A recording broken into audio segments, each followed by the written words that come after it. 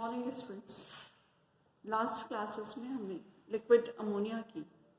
Properties को study करा था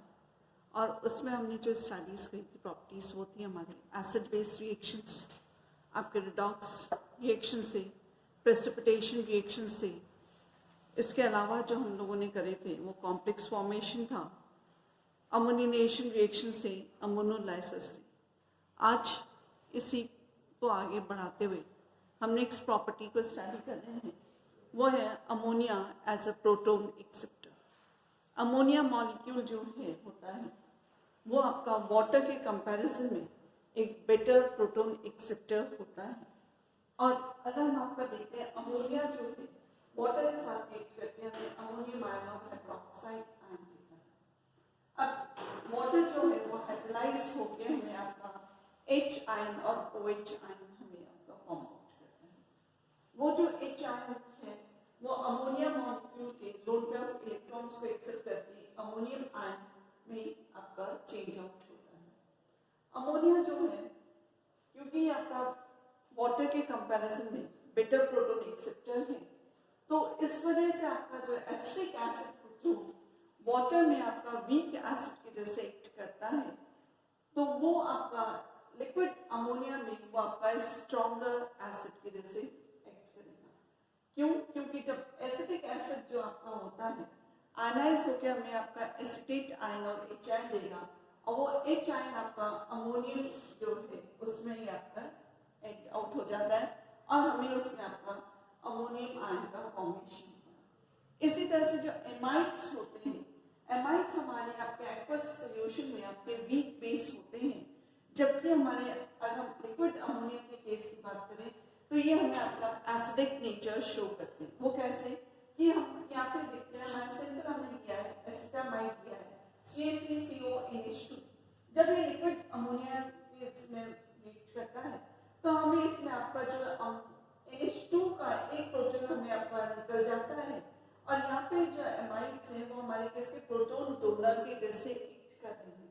और जब प्रोटॉन डोनर के जैसे एक्ट कर रहे हैं इट मीन्स कि उनकी प्रॉपर्टी जो होगी कि एसिडिक होगी, यानी कि हमने जैसे पहले पढ़ा था कि जो हमें आपका H आयन देता है वो हमारा आपका एसिड होता है। तो यहाँ पे क्योंकि एमाइड हमारा आपका प्रोटॉन डोनेट कर रहा है तो ये हमारा आपका क्या हुआ एसिड के जैसे एक्ट करा और अमोनिया ने अपना क्या हुआ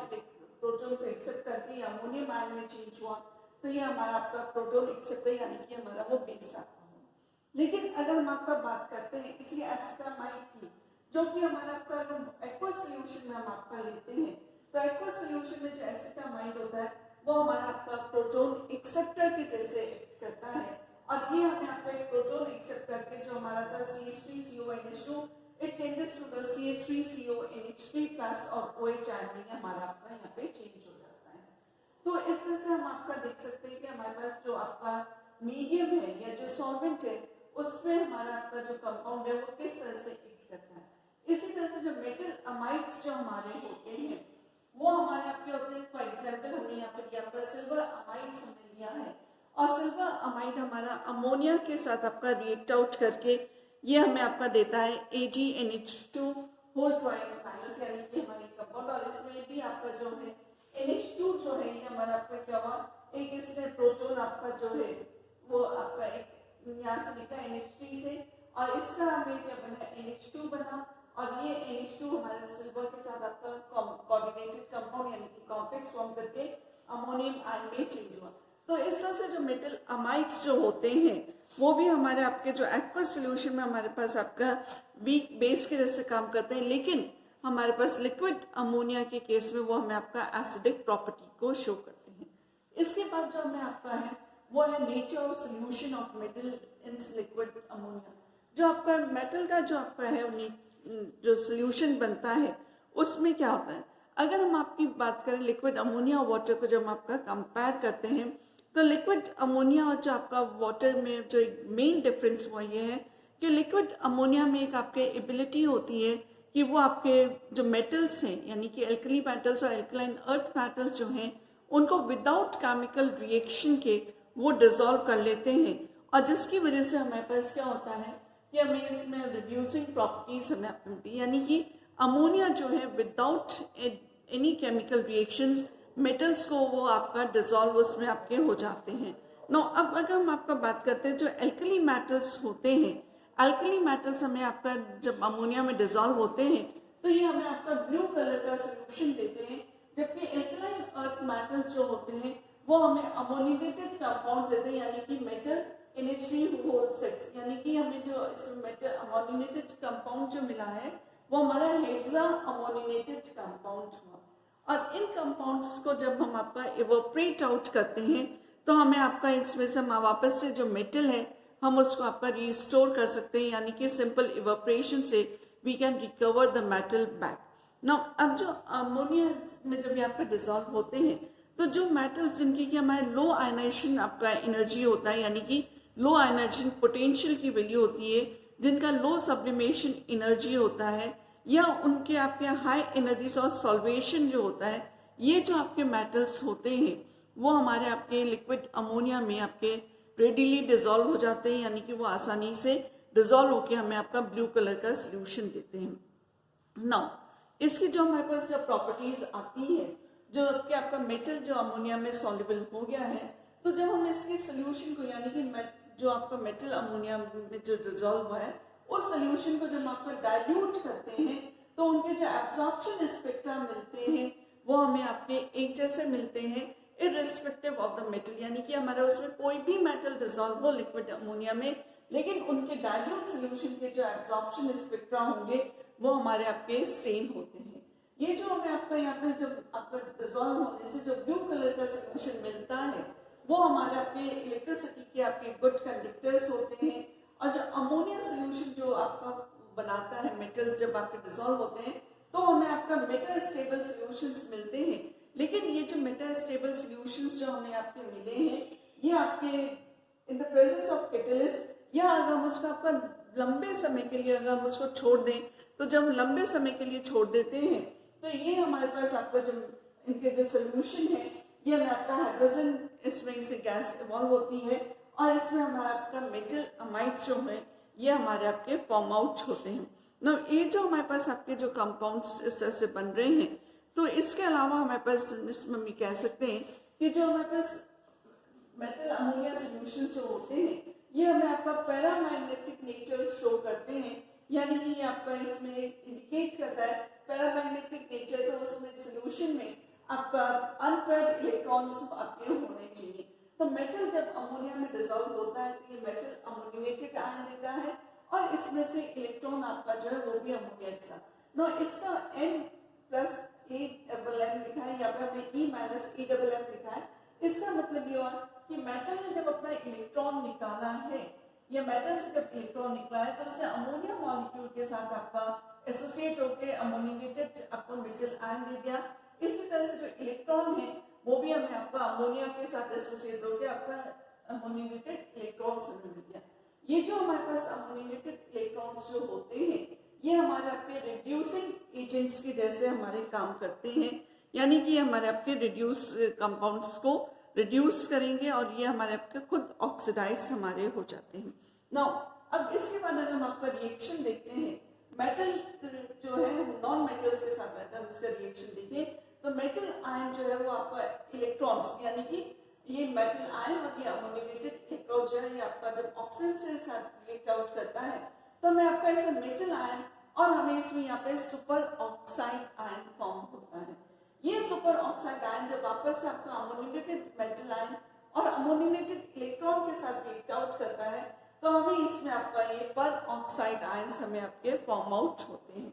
इसके बाद अगर हम आपका बात करें तो ये जो ब्लू कलर के जो सोल्यूशन में मिला है, ब्लू कलर का सोल्यूशन में मिला है because of the ammoniated electrons की वजह से हमें आपका मिला है। और ये जो हमारे पास जो ब्लू कलर का सोल्यूशन होता है ये हमारा आपका कलरलेस में चेंज हो जाता है, यानी कि ब्लू कलर उसका डिसअपीयर हो जाता है और ये होता है रिडक्शन की वजह से होता है। और ये जो रिडक्शन होता है ये हमारे पास अमोनियम सॉल्ट्स या एसिड के प्रेजेंस में हमारे पास ये रिएक्शंस हमारे होते हैं। दैट इज कि ब्लू कलर जो हमारा कलरलेस में होगा वो हमारा आपका हो रहा है अमोनियम सॉल्ट्स या एसिड की प्रेजेंस में रिडक्शन हो रहा है। तो जब अमोनियम आयन जब है अमोनिएटेड इलेक्ट्रॉन के कांटेक्ट में आता है इट फॉर्म्स अमोनिया एंड इसमें से हाइड्रोजन गैस आपकी इवॉल्व आउट हो जाती है। लेकिन इन सब के जो रिएक्शंस हैं, इसके अलावा भी हमारे पास आपके कुछ रिएक्शंस हैं। फॉर एग्जांपल जो कि आपके कई सारे ऑर्गेनिक कंपाउंड्स हैं वो भी आपके रिड्यूस हो जाते हैं with the metal ammonia solution के साथ।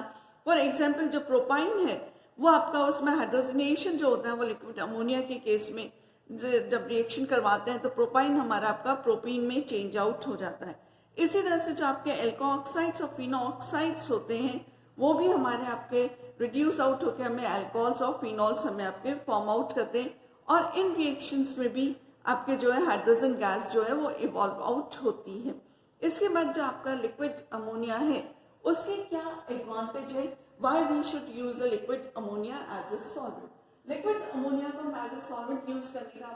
जो सबसे इम्पोर्टेंट है या जो सबसे इम्पोर्टेंट इसके एडवांटेज है वो कह सकते हैं कि ये हमारे अल्कली मेटल्स जो होते हैं या आपके दूसरे जो मेटल्स होते हैं उनको ये आपका विदाउट केमिकल रिएक्शन से वो इसमें आपके लिक्विड अमोनिया में डिसॉल्व हो जाते हैं, और ये जो मेटल्स जो डिसॉल्व हुए हैं उनको हम आपका सिंपल आपका इवोपरेट आउट करके सॉल्यूशन जो है उसको हम इवोपरेट आउट करके हम सिंपल आपका जो मेटल था जो डिसॉल्व हुआ है उसको हम आपका रिकवर कर सकते हैं। इसके अलावा जो आपका होता है आपकी जो लिक्विड अमोनिया जो है इसके आपके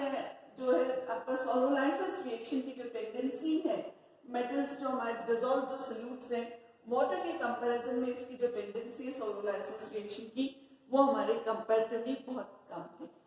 इसका जो एक आपका इम्पोर्टेंट है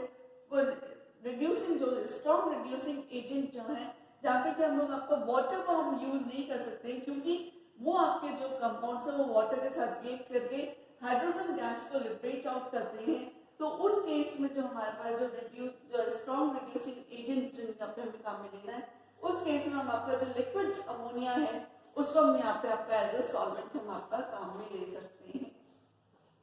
इसके बाद आपके कुछ सॉल्ट्स हमारे हैं जैसे कि बेरियम क्लोराइड है, सिल्वर फ्लोराइड है, इस तरह के जो कंपाउंड्स हैं उनको भी हम आपका जो लिक्विड अमोनिया में हम इनको प्रेसिपिटेट कर सकते हैं, और ये जो कंपाउंड्स हमारे होते हैं वाटर में हमारे सॉल्युबल होते हैं, यानी कि जो कंपाउंड्स हमारे वाटर में सॉल्युबल होते हैं उनमें से हम आपको कुछ कंपाउंड जो हैं उनको हम आपका लिक्विड अमोनिया के एज सॉल्वेंट यूज करके उसको प्रेसिपिटेट आउट कर सकते हैं। लेकिन इन सब एडवांटेजेस के अलावा भी इसके कुछ आपके लिमिटेशंस है। कि इसकी लिमिटेशंस क्या है कि इसका जो बॉइलिंग पॉइंट होता है वो हमारा काफी लो बॉइलिंग पॉइंट होता है, एंड द वैल्यू इसकी जो आती है इट इज -33.38 डिग्री सेंटीग्रेड होता है, यानी कि जो आपके लिक्विड अमोनिया के जो रिएक्शंस होंगे या जहाँ पे हमें liquid ammonia as a solvent हमें काम में लेना है वो रिएक्शंस हमारे आपके काफी लो टेम्परेचर पे हमें आपके कंडक्ट आउट करने पड़ेंगे। इसके जब हमें इसके लिए जब आपका लो टेम्परेचर चाहिए